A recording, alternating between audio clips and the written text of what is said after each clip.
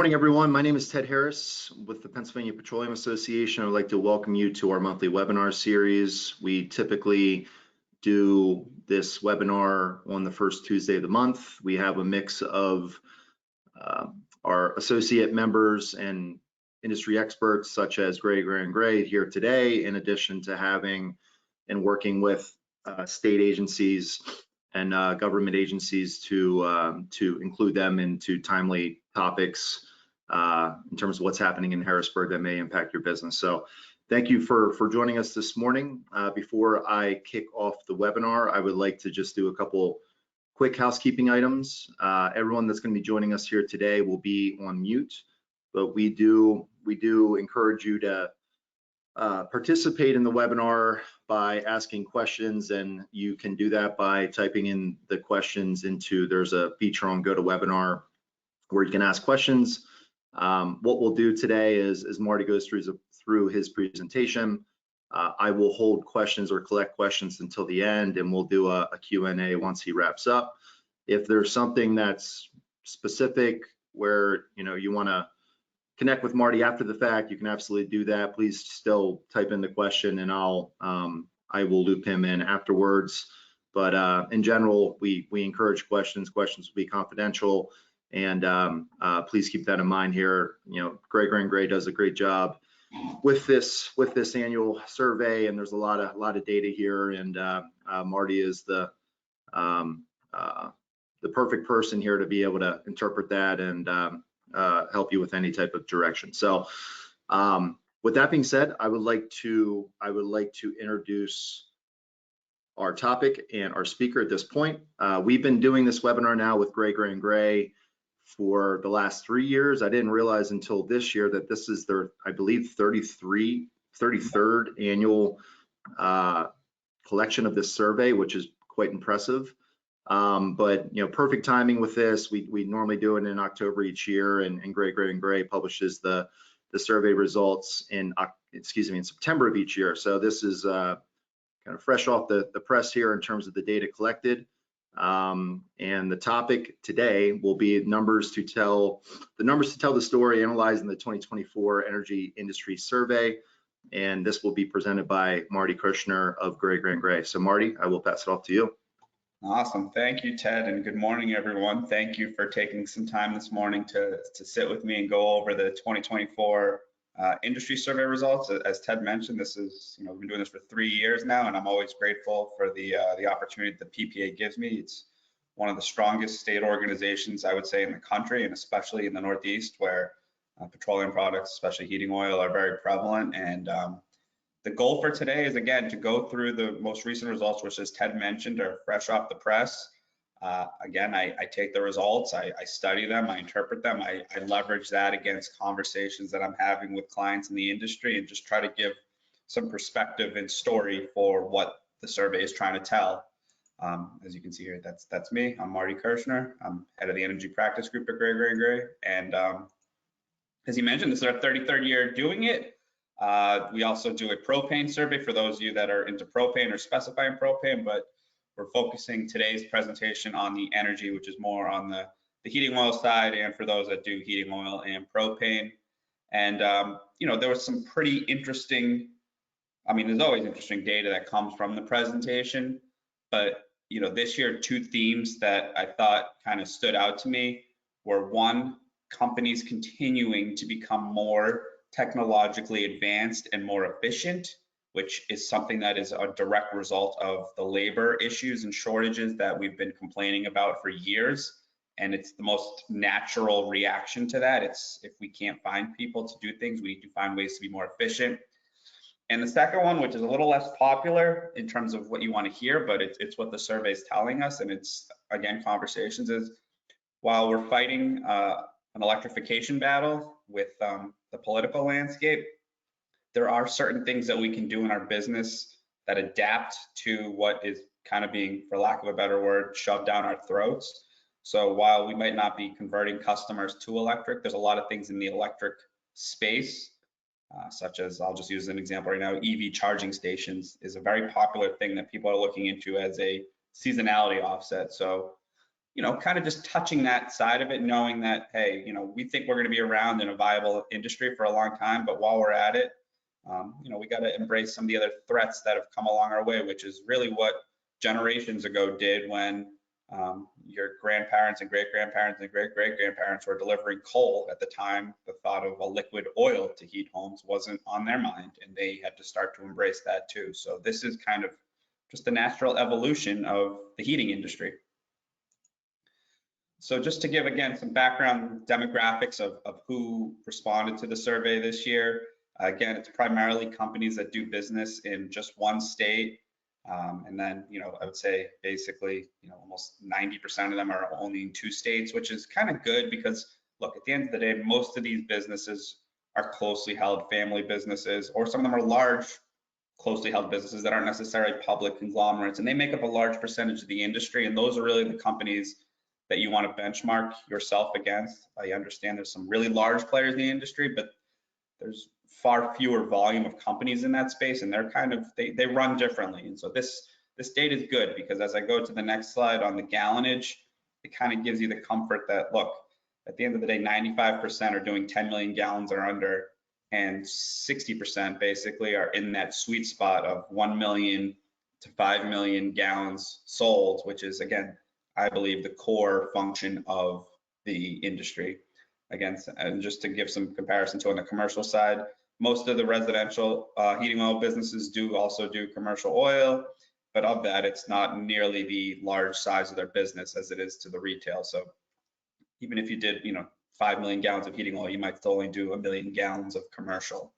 And so again, this just gives you a high level. And the other thing here, and again, it's consistent more so on the residential than the commercial side. I do believe there could be some outliers on the commercial side, but residential margins on average did go up. Now, while it's only showing that it went up here a penny, again, it's dependent on where you are and what your external environment is. I've seen a lot of clients continue to increase their margins by, obviously much more than a penny, 5 cents, 10 cents, 15 cents, which is unfortunately, it's a necessary thing that needs to be done for businesses in this space to survive, because the cost of running your business, which is also known as just your general overhead, isn't something that's going to go down. Employee wages are going to continue to go up. Cost of insurance, which we'll get to another slide, is going to continue to go up.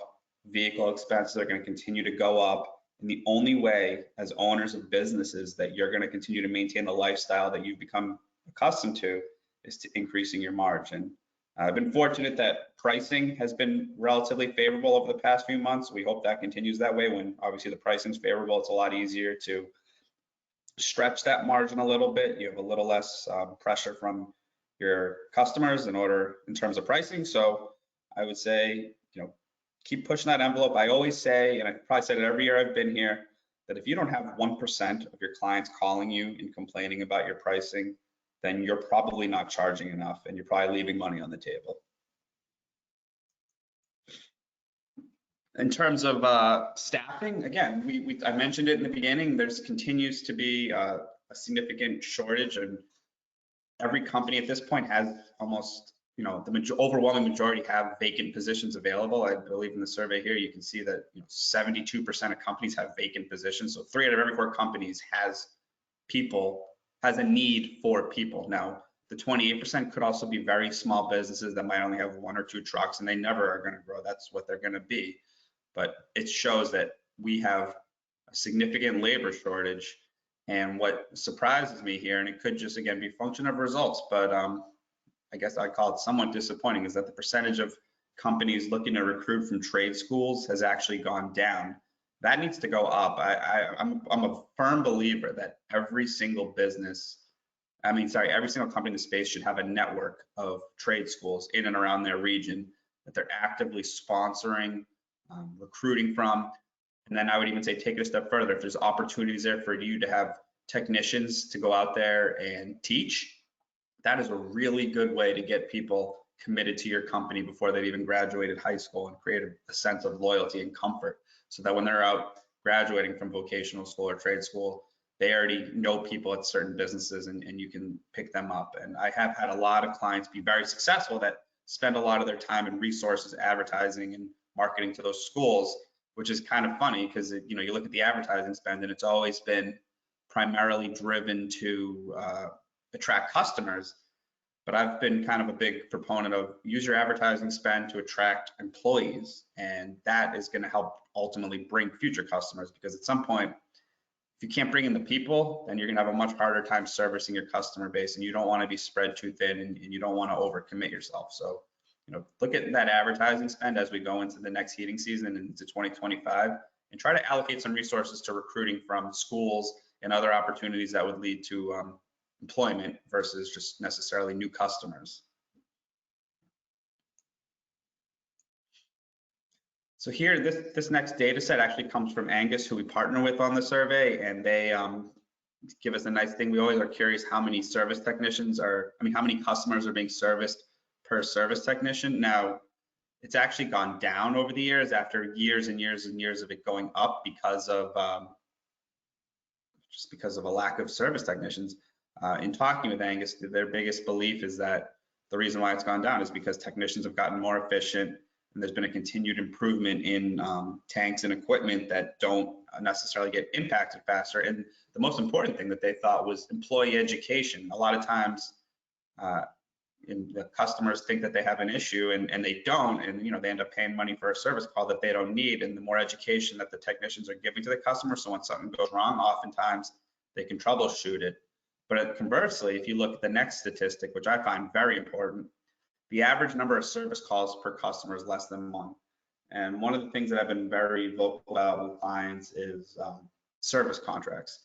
Many of you do service contracts, but there's still a group of you out there that don't do service contracts. And I've always said that service contracts can be free revenue if they're set up and priced the right way.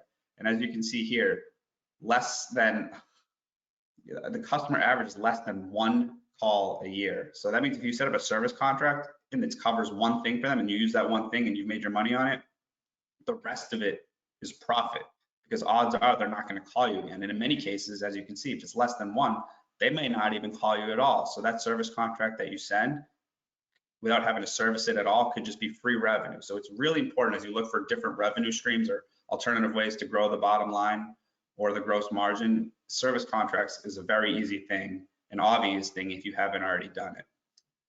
And then going down below, again, another statistic that surprised me in the direction. Again, we've talked about the need to be efficient, and it's weird because there's a couple future slides that talk about the most impactful business change. And what a lot of people did was they started cross-training their drivers as technicians and vice versa, because again, if you can't find additional help and you have help inside that you trust and has capacity, training them to operate on another side of the business is huge.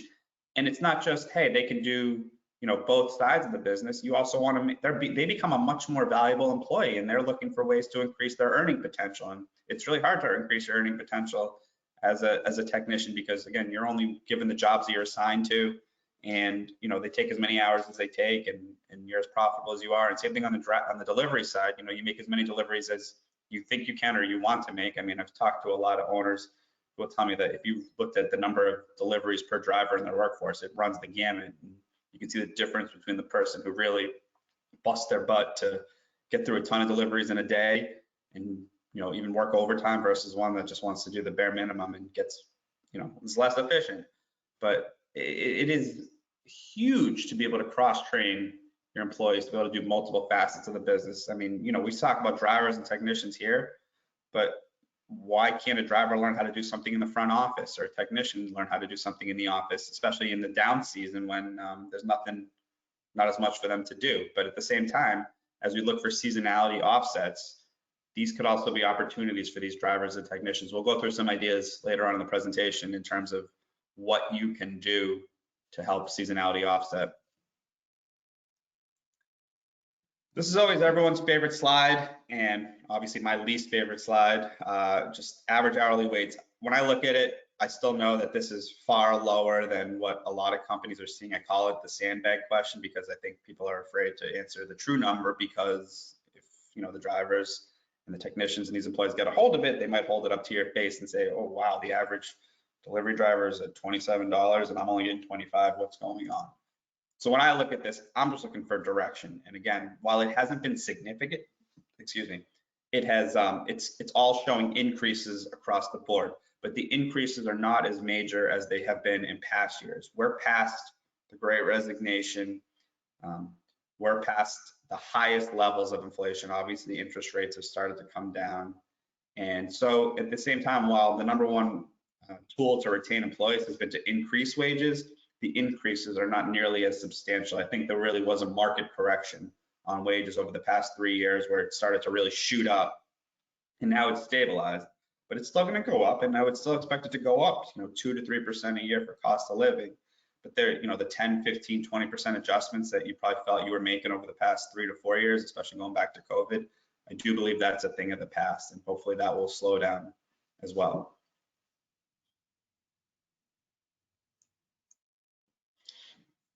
It's another question we ask in terms of payroll. What do you, if you have a salesperson and they're out trying to get new installs, what is the commission paid? So the most prevalent thing is basically 5% or less based on sales for a new equipment installation. And that's probably gone up over the past few years because I think people were charging, when I talked to a lot of companies, they actually lowered their percentage because they were doing it based on sales and they were paying it a higher percentage. And when I kind of talked to them, I said, well, why are you doing it based on sales? I mean, they could quota install it, whatever they want to get the thing, and then they're gonna get a commission. You got to do it based on what the margin on the job is, which sometimes you don't know until the job is complete, but it also keeps that salesperson honest in terms of what they're charging, what they're quoting, because if they're just trying to get a low commission, a low install price just to get the job, just to get the commission, then that's not what's best for business. And so I think, you really should look at doing it based on a percentage of margin. And then here, as I alluded to before, payroll increase, right? So the biggest increase was in the 0 to 3, which is, like I said, last year it was closer to 4 to 5%. Now it's back to 0 to 3. We're back to more of a cost of living increase. So it is consistent with what I said earlier, that while payroll has gone up, the increases are not nearly as significant as they were in the prior year. So continue to monitor that as you run your business, and we'll talk about other ways to motivate employee retention without having to give raises, because again, that's not the only thing employees are looking for in this new generation. We've talked about it a lot, and so we have to adapt to what makes them feel complete and fulfilled. And what we've learned is it's not all about the money. Probably the most important benefit for the employee is health insurance. And so what I noticed the most here is that there's a huge jump from the 50 to 75% to the 75% to 100%. So I think companies are looking at benefits in addition to compensation as a way to maintain, recruit, and attract. Again, I think 4 or 5 years ago, most of the people were 50% and lower, and now we're at a point where almost 70%, maybe even 80% are more than 50%. But now, if you look at it, over 50% of companies pay at least 75 to 100% of their health insurance. Look, it's a significant expense. I'm not going to deny it, but it is huge for these, especially these family plans. And these drivers, they're making what they make, and it's hard to support a family in today's environment. Obviously, there was a big deal with inflation, but health insurance is a huge cost to anybody. It's the biggest deduction out of your paycheck besides, people who max out their 401k. So very, very telling here how much employers have embraced paying for the majority of health insurance. And then here is the next slide, just talking about the biggest change for employee retention that was not done previously. Again, the most popular things were raising wages and salary increases, but these other ones are kind of just a little different than what we've seen. And way there 1 or 2% before, now you're seeing 4 to 6%, which may not seem huge, but it's 6 times the amount of people that responded last year. And we have a lot of people that respond to the survey, but flexible work weeks have become a very common thing. I remember talking with one dealer, and he had told me, I think it was around the time that July 4th fell. I think it fell on like a Tuesday. And so July 3rd was a Monday, and he gave his employees July 3rd off. And he said he was getting hugs, handshakes, thank yous, because just the ability to have a 4-day weekend versus what they were used to just having to do every year before, which is 2 days on, 2 days off and then back to work. Little things like that go a really long way. And he said he just had, the happiest of people because of that one, what he thought was a benign small decision, but it's huge. We talk about, and it's not even on here as a choice, but providing education for employees, those who want to go pursue a degree, those who want to be able to like see their kids get on the bus and or pick them up from school or be able to go to their sports events. Like those are huge things to people in this working generation, especially on the younger side. So look for those things. We've also talked about the ability to have mobility within the organization. We've always talked about the fact that their name isn't on the door. So what can you do to make them feel like they have a path at your business versus something that just stays horizontal? There needs to be vertical integration of all positions in your organization. Otherwise, people are going to tap out once they max out, and then they'll find something more interesting and better. And that's just the reality of how they think today. And so, again, golden handcuffs, I'm going to put this question in every year until I see it go up, but it's the cheapest, most efficient way to keep employees by giving life-changing bonuses for retention. And the fact that 14% are doing it and 86% are not, those 86%, I guarantee you a large part of them are those that are looking for vacancy fillings from the previous slides, because you have to have programs in place that will want to make the employees stay, but they have to make it really hard for the employee to want to leave too. So it's got to make the employee feel like if they leave, they're giving up on something very significant to their life. So they really have to want to leave. So I think golden handcuffs continues to be the #1 easy way to do retention. No surprise here, the biggest non-payroll operating expense increase, liability insurance. I feel like it's been like that almost every year, except there was a period of time where vehicle costs were really getting high when the cost of trucks and repairs and fuel was really shooting through the moon. But it's back to being liability insurance, and that continues to go up every year.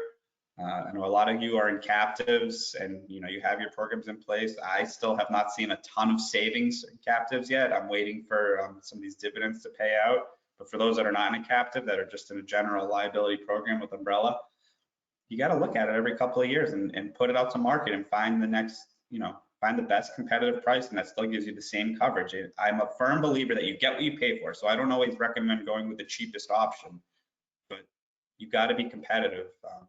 I was in a personal situation. This was more on auto insurance, where I've been with the same auto insurance dealer since I was, 25. So with them for almost, 15, 20 years. And home insurance, I'm sorry too, it was actually home insurance.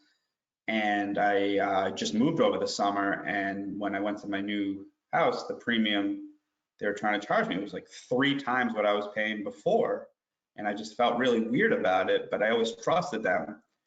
And then I just on a whim went and talked to someone else in town who does home and auto. And I said, look, this just feels wrong. Can you take a look at this for me? And they quoted me with the same exact coverage of everything for half the price. And what I realized was my insurance agent was just so used to me just, signing whatever contract I did every year, just trusting that, all right, premiums went up because of this and that, and whatever they say is gospel.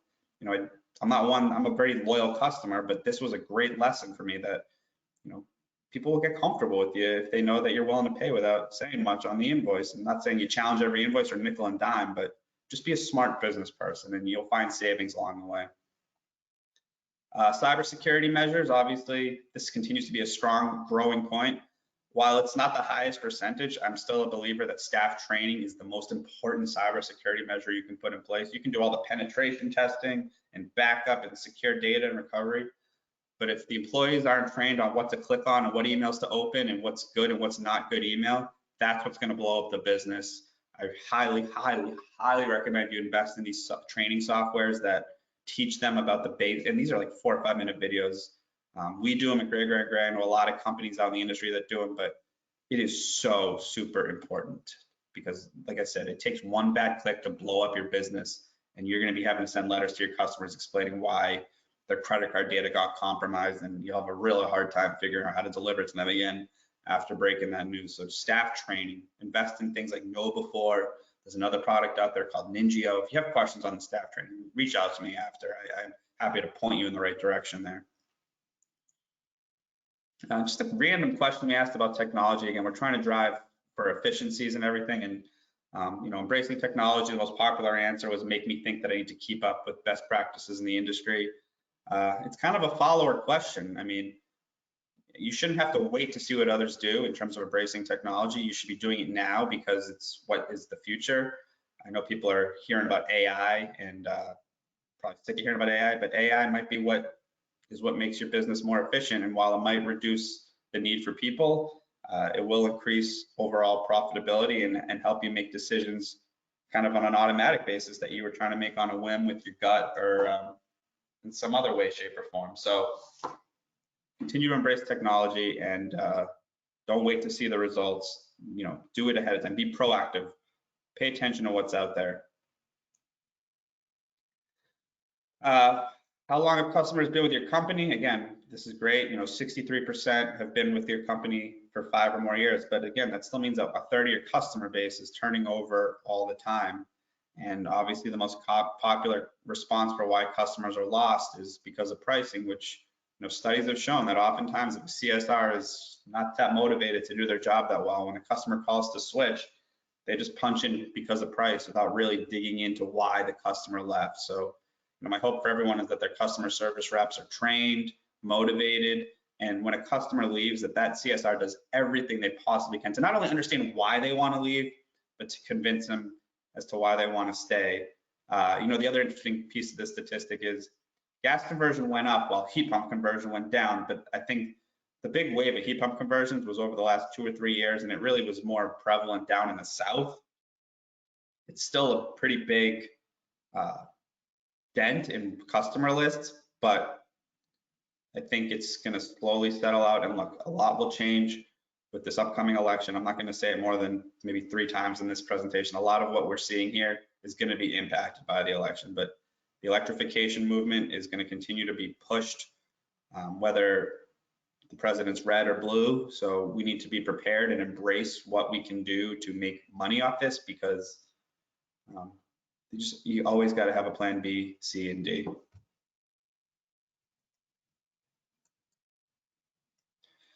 This is, again, some of my favorite slides because diversification is everything. But as you can see here, generators are a very popular way of generating additional revenues, both the installation of the generator and fueling generator, whether it be with diesel or propane or some other source.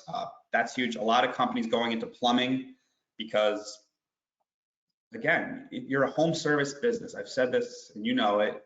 There's very few people that are trusted at the home, and your companies are one of those people. So you need to look at other ways to service the house, because that is the future of this business. We talked about over the years why some of the biggest conglomerates were acquiring all these companies. And then the question would always be, well, who's going to buy them if there's no one left to do this? And it's like, well, someone will buy them because now they have this customer list with these touch points, and they're doing all these different services for them. So it'll be of value. So plumbing is huge. Most of you do HVAC. If you haven't looked into propane, I think it's still something that you want to consider doing. I know the return on investment is long, but once you're in and you set it up, it makes your business that much more valuable. It makes your customers that much more sticky. And the interesting thing is here, we asked finally, this is the first time we asked about renewable propane, and 26% are looking at renewable propane. And it shouldn't just be renewable propane, it should also be renewable biodiesel, which we'll get to another slide on the stats on bio, because that is going to be the answer to the heating oil dilemma. The other things here, drain services, heat pumps and mini splits. I told you, electrical divisions, people are looking at bringing in electric as a service. They're not going to, yes, it could eat into your oil list, but now you can become an electrical business too. Like, you don't have to have all your eggs in one basket.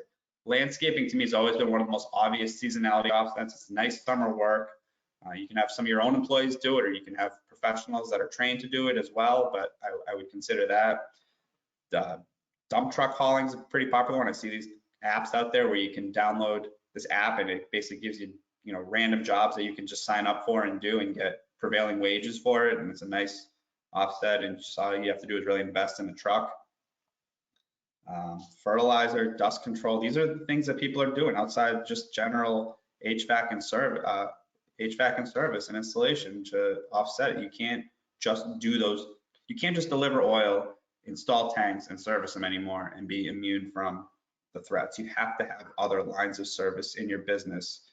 and evolve those lines and grow those lines and make acquisitions. And I'm still surprised that pest control, again, is only 1%. I was told that pest control businesses trade at insane multiples and increase value to business. And I've always said, if I had the choice between having no heat and getting, you know, the rats and the squirrels out of my house, I'll take the rats and the squirrels out first, and I'll be cold. I don't care. And I think most of you would probably say the same thing. So it's a very nice, needed business that a customer will pay a lot of money for at any given time to make the problem go away. What are people considering in the next 12 months? You know, again, acquisition is always a popular one, but the other one I like is continuing to be strong is upgrading software, whether it's back office, whether it's delivery software, monitors, continue to invest in technology. I think that's just, you know, like I said, I think there's going to be a lot of AI players coming into this space over the next 2 to 3 years. They're going to start to really heavily market themselves the way companies marketed themselves when they entered. But AI is going to be the sexy term. And they're going to come up with some crazy technology that you're basically going to talk into your phone, and it's going to just do what you want and make deliveries happen and schedule things and deploy things and all sorts of crazy stuff. But it's scary in a way, but it's what people are doing. And it's, you know, those that invest in the AI ahead of time will be good. I mean, we're investing in it at Gray right now in terms of, you know, we got these technologies we're looking at that can take spreadsheets and Word documents and PDFs and translate them and basically do a lot of the auditing for us. And it's great because it makes the job go quicker, it's more efficient, and it reduces the need for significant excess labor. And with acquisitions too, I know with rates going down, I do think the acquisition market's going to continue to be robust going into 2025. Rates have come down, so the cost of borrowing will go down, which will trigger more investment activity. That'll also increase values to businesses. So if you are looking to sell, this is something you want to see. You want to see rates go down. Know that everyone's very thirsty for everyone's very thirsty for a cold winter. We're all tired of the warm winters. And I know some people are going to hit their breaking point if they don't get if they have another warm winter, they're just going to be undone. So I expect to see a lot of activity come March or April of this year. The top 5 responses for impactful business operational changes. And we're focusing on strategy here. So business acquisition and expanding to new locations. Number 3, cross-training staff. I told you people are doing it while those say there aren't. Increase margins to offset the mild winter. It's the necessary.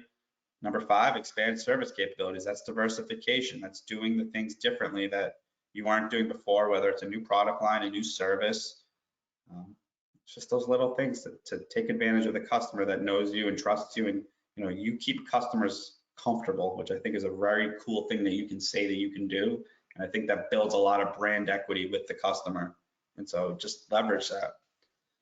Confidence in the industry, you know, it's actually gotten better since last year. More people are highly confident this year than they were last year, and overall 77% are confident versus 76 last year. So I think that's really cool to see that despite everything we hear and see in the news and what we see on TV, that people are still confident that we're going to have an industry, and we will have an industry. It's just going to be different than what we were used to seeing over the past 15 to 20 years.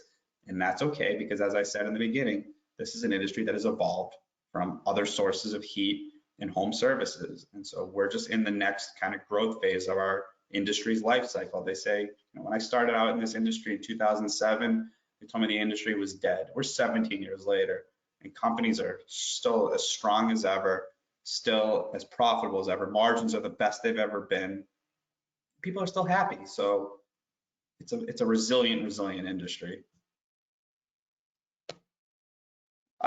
So this is an interesting one, and it kind of goes hand in hand. A lot of the questions that we were talking about before were based on strategy. So how many companies have done a strategic plan? Well, the good news is, while 2/3 still haven't done it, 1/3, which is significantly more than last year, have gone through a strategic business plan. And that's what I've told a lot of people is a lot of people don't really understand what strategic business planning is. It's not just, you know, sitting in a room with your top executives and writing a bunch of goals on the whiteboard or on a piece of paper and just checking the box. It's a thorough, intense, uncomfortable endeavor where a lot of times you got to go off site and go through some topics that make people uncomfortable. And a lot of it is talking to employees. I'll kind of, on my next slide, what I'll do is kind of show you that what our game plan model is for a strategic plan. But at the end of the day, it's writing up something. It's a playbook with different things, looking at external events, SWOT analysis, employee surveys, everything you need to know to figure out if you have the right people in place in order to make it through the next 2 to 5 years and accomplish what you want to do. I always recommend not going beyond 5 years because 10 years, so much can change in 10 years that it's probably not feasible or reasonable. Things that don't even exist yet are going to be around in 10 years. So going through the next 2 to 5 is the way to go. And what was the biggest change? Some of these companies that did it, they expanded. They said we need to make our acquisition our heavy thing. Look at number 3, increased electric vehicle presence. A lot of these EV charging stations are becoming a very popular revenue stream for a lot of businesses. And then more focus on employees. It's great.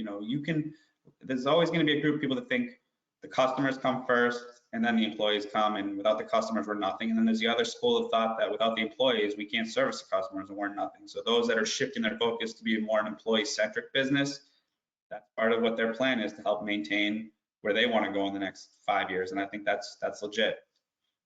And the good news is now finally more than half of the businesses out there have a succession plan or continuity plan implemented for the next generation or chapter of their business. That's continued to go up over the years. And so we need to continue to make sure that every business has a plan in place so that if the top dog, something happens to him or her on a given day, the next person's up and we're ready to go. Or when that transition is organically happening as it was planned to, that it goes off without a hitch. So having a plan in place for the handoff of the baton is one of the most important things, because absent that, that can cause a lot of businesses to collapse. As I mentioned, this is kind of what we look at when we're doing a strategic plan. It's looking at basically 6 phases of the business. The customer, which is the segmentation, how we leverage technology, how we communicate with them, the new trends, markets and products and services that we're looking to get into their face, what the customer's preferences are. And then we kind of focus on the team, the culture, the skill and experience to scale the business, what kind of measurements and rewards, and ultimately, what are we doing to make sure we have the right people on the seats to drive what our vision is, because we're all the visionaries here and we need the team to be able to execute. And the plan is only good as the people that can execute it. It's no different than sports. You can be the manager and say, I want to win, I want to do all these things, but if you don't have the right players with the right skill sets, it's not going to allow you to accomplish it. Then we look at leadership and governance. So what are the key leadership positions? Where do we have gaps in our leadership? Do we look at bringing in a board of advisors to help us direct someone, a group of people externally that aren't necessarily in the weeds, that can help make high-level strategic decisions? And then we look at the finance and the owner's wealth management. Is there appropriate funding in the business to sustain capital, plant and equipment? Do we look at debt versus equity? How is the owner's wealth diversified? Should they have all their eggs in the basket of the business, or should they look at other alternative investments, or do they need to fund capital into the business? Do they have a strong finance team around them? Obviously, the most important thing next is to look at M&A, access to new customers and services, mergers, alliances, different products. And then lastly is the supply chain, managing cost of goods. Obviously, we have a commoditized industry, competitive pricing, inventory management, you name it, operational efficiency. But again, it's all done through SWOT analysis as well to figure out where are our opportunities and where are our threats. I think those are the 2 biggest things. And then, weaknesses are important too, because strengths are easy. It's easy to talk about what you're good at. It's not easy to talk about what you're not good at and what's going to bring you down. And that's where you need to focus the majority of your conversation. So getting away from strategy and a little more back into some KPIs, not a significant change, but we continue to see that the average fuel oil gallons per stop has gone up. That is, again, an indicator of efficiency. And again, looking at different ways to monetize the customer, the average tank monitoring fee almost doubled between 2023 and 2024. And that's with a lot of responses. So that's an overwhelming change that companies have made, is really increasing their tank monitoring fee. I think a lot of companies realize they invested a lot in these monitors and the software that backs it up, and they never recouped it from the customer. Well, I think that story started to change. And as you can see here, there doesn't seem to be a whole lot of pushback, because the dollars that we're looking at aren't majorly significant. And if you spread out over 12 months, it can be even more powerful. Here we go. We're talking about, on the bio blend. Again, 55% of the respondents are not blending bio. I think that's a mistake. I think it's short-sighted. I think bio is the answer to the heating oil and the fossil fuel thing with the carbon emissions. I'm in a state that is about to be bound to this new clean heat standard, which is going to demand bio in order to maintain your customer list. You got to appeal to those people that want you to be out of business, and you need to be able to respond to it. So more than half still don't blend bio. And I will say the funny thing is, 2 years ago when I asked this, that number was 84% that didn't blend bio. So we have come a long way, but we still have a long way to go to get people to embrace bio and using renewable fuels, versus the traditional fossil fuel. Some more just straightforward statistics that we ask every year. So again, most of you have customers that are on active budget plans. I'm actually surprised that 1% still don't. Pricing plans are still pretty prevalent here. Overwhelmingly have anywhere from 1 to 40% of their customers on a price protection plan. And then if you look below at service contract renewal, it's continuing to show that the average service contract is going up in price. We've gone from 12%. 12% were between 2 and 250. This year it was 21%. And we're seeing, the $400 and up has gone up too. So service contract is something that you need to increase every year because the cost of service in the service contract has gone up every year. And so you need to, if the cost of the person going out there to do the tune-up and the tune-in test is more expensive, you got to recover that from the customer or the contract becomes lower and lower. So service contract is a very strategic maneuver that is not just as simple as sending a customer a contract to sign that says XYZ. It's knowing what is covered in that contract, what you can provide, and really working with the customer to make sure they're educated on what is considered in contract versus out of contract. And if you're successful with your service contracts, you're only going to a customer once under the contract, and everything else is considered out of contract. So think about what you include there. Here, the industry is also showing that the average labor rates have gone up. So there's definitely some awareness here that we need to charge more money per hour in order to make more money.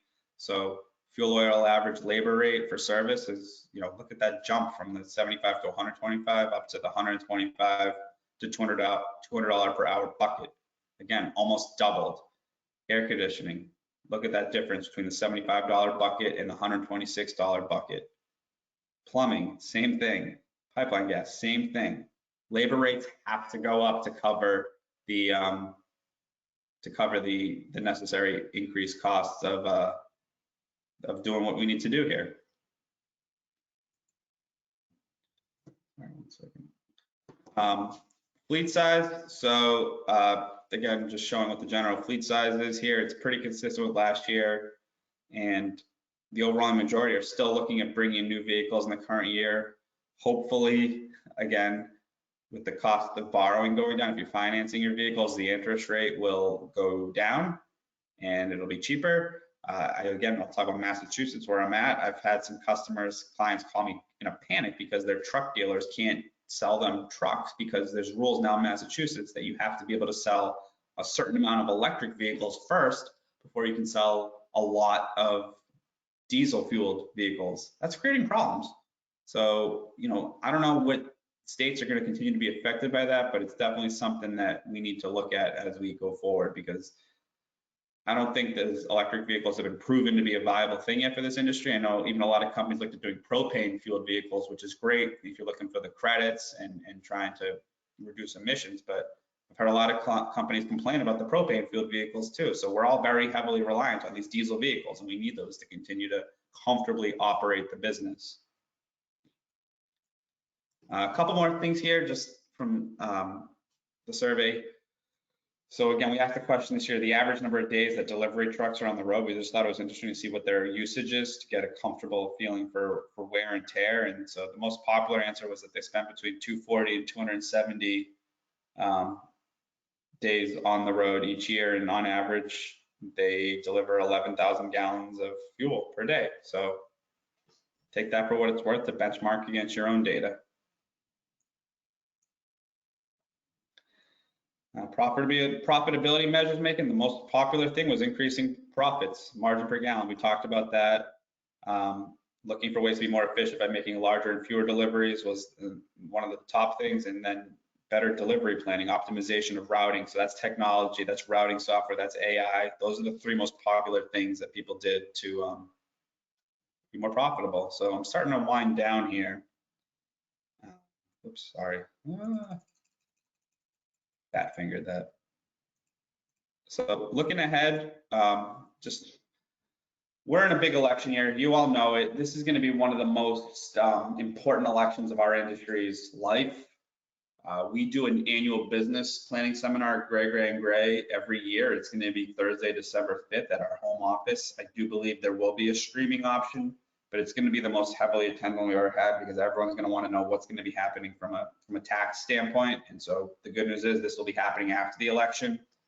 And so we're going to really be looking at post-election tax environment and strategic planning, because those are the two things that are going to impact what you do for your business over the next, again, 2 to 5 years. So please, please, please, if you can tune in, and you'll get a lot of good information out of it.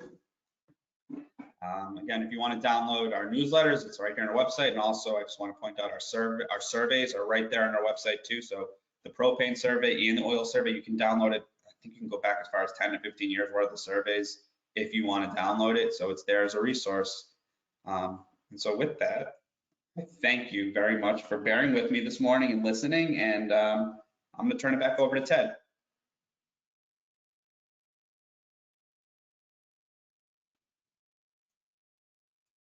All right, Marty, appreciate all the data and the information there packed into the 45 minutes. Obviously, I know there's a lot on your end that went into producing that. So I want to remind anyone that was on here that you can ask any questions for Marty by using the question feature and go to webinar. We did get a question early on in the presentation, Marty. I'm not sure what slide, but I'm guessing about 10 minutes in. I'm going to generalize this question.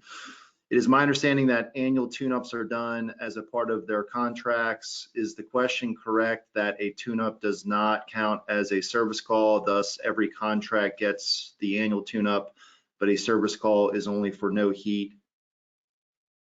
Question mark. So yeah, so I can answer the question, but I don't know if I had a slide specific to what's covered under the contract. So this is what I say. I think the most common basic contract is the one that includes the tuning test. I believe every company that has a contract does that. And I think I think, you know, you charge what you figure what your cost is and you bake in your profit and all that.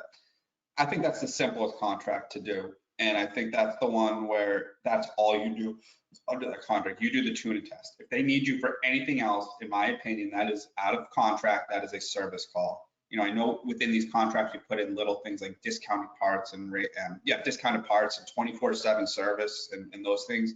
You know, you can assign a value to that, but at the end of the day, the less you cover under a contract, the better you are. And even if you did all your contracts as tuning tests, you will still find that less than 70% will actually call you for the tune-up. So you'll have 70% that you go out and do the tune-up and you make your profit on that and you don't do anything else under the contract. And then you're gonna have 30% where they didn't even call you, you just collected that contract. And that's just free money with no cost associated to it. And then you can do other contracts that include other things, but you have to be very specific as to what is covered there. And you have to make sure you train your technicians to know what is covered under that contract so that they're not doing things that they think are covered and then they don't bill it. So it's like, this is what's covered. Everything else is clear to the customer that is out of contract so that you know that you're making money on that contract no matter what you do. And I think, you know, the service contract is also important, and I didn't touch on it, and I know I mentioned it last year. It increases the customer life significantly. I showed the slide one year that showed that the average life of a customer that is got a service contract, a pricing plan, maybe a cap fee, and any other bells and whistles that you have has a 9 times longer customer life than that customer that doesn't use any of your services other than call you for a delivery when they need you. So you got to look for the different ways to put your prongs into the customer. And that is, again, the most low-hanging fruit that I can't believe I still see it out there, but I still see it out there. A lot of companies still don't do it.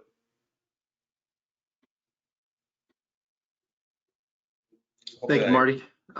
Got a question. Is this webinar available for recording? The answer is yes. We are recording this and we will be putting it on our YouTube page for anyone that wants to listen to this again, or if you want to share it with someone within your organization. Tomorrow you'll be getting an email at 9 a.m. as essentially a thank you email with a link to the recording. So feel free to use that as you wish.